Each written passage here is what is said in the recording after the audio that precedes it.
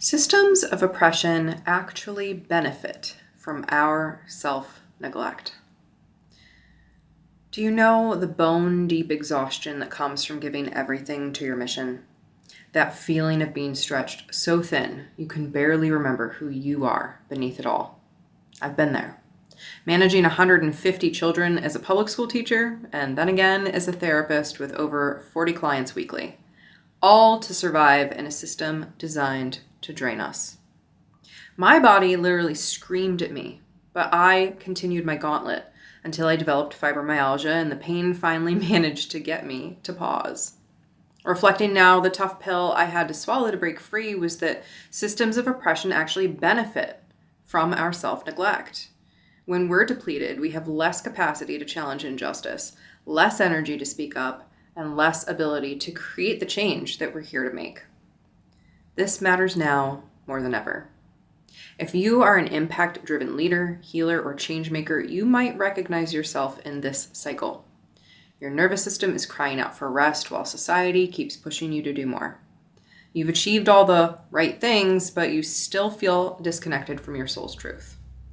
You're tired of sacrificing your well-being for a vision of success that doesn't even feel like yours.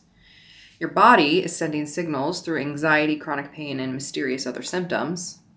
And you know you're here to make a difference, but the current way isn't sustainable. We have to break free from the productivity prison. I learned the hard way that genuine self-care is not about expensive spa days or performative wellness. Real self-care looks like sustainable rest that honors your natural rhythms, boundaries that protect your energy and vision, deep connection with your body's wisdom, community care that supports collective healing, and ancestral wisdom that reminds us there is another way other than perpetual work and productivity. There's a hidden cost to constant productivity. So when I finally allowed myself to rest, truly rest, not from the manufactured self-care that capitalism tries to sell us, I finally tapped into my body's wisdom.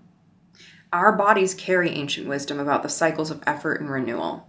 Just as the earth doesn't produce crops year-round, we weren't meant to operate in perpetual harvest mode.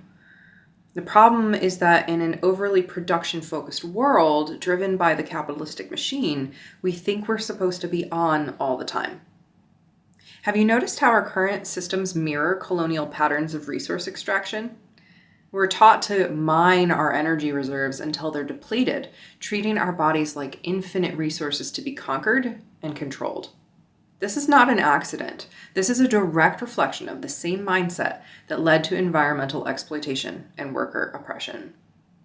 But we can break free from believing that productive equals worthy. Here's what I wish someone had told me when I was pushing through those 60-hour plus work weeks. Your worth is not measured in billable hours or metrics. The system wants you to believe that your value comes from what you produce or how much you give, but that's the same lie that's been used to justify exploitation for generations. But we can revolutionize the way that we work by returning to that ancient wisdom, to the natural cycles built into our very planet. When we start to align with natural cycles, something magical happens. We begin to notice that the winter season of our energy is when our body craves stillness and integration. The spring moments of inspiration that can't be forced or scheduled. The summer periods of natural expansion and abundance. And the autumn times of harvesting and letting go. Our nervous system functions best when we honor the natural ebbs and flows that exist within us. The good news is we can decolonize our relationship with time and create sustainable change. One of the most radical things we can do is reject the industrial notion of time as linear and productivity as constant. Our ancestors knew better. They understood that rest is not just a reward for productivity. Community care and individual well-being are inseparable. Healing happens in spirals, not straight lines. And our bodies hold wisdom that predates capitalism.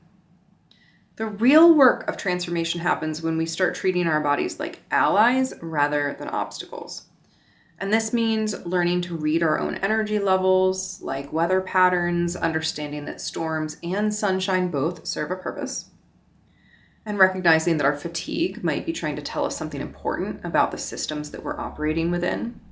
And finally, the honoring the wisdom in our resistance instead of forcing ourselves to push through is the way forward. So the way forward is from shifting out of survival into sovereignty. So true liberation requires us to question everything that we have been taught about success and worth. It asks us to imagine what would leadership look like if it grew from a place of wholeness rather than a place of wounding. How might we serve our communities differently if we weren't constantly operating from depletion?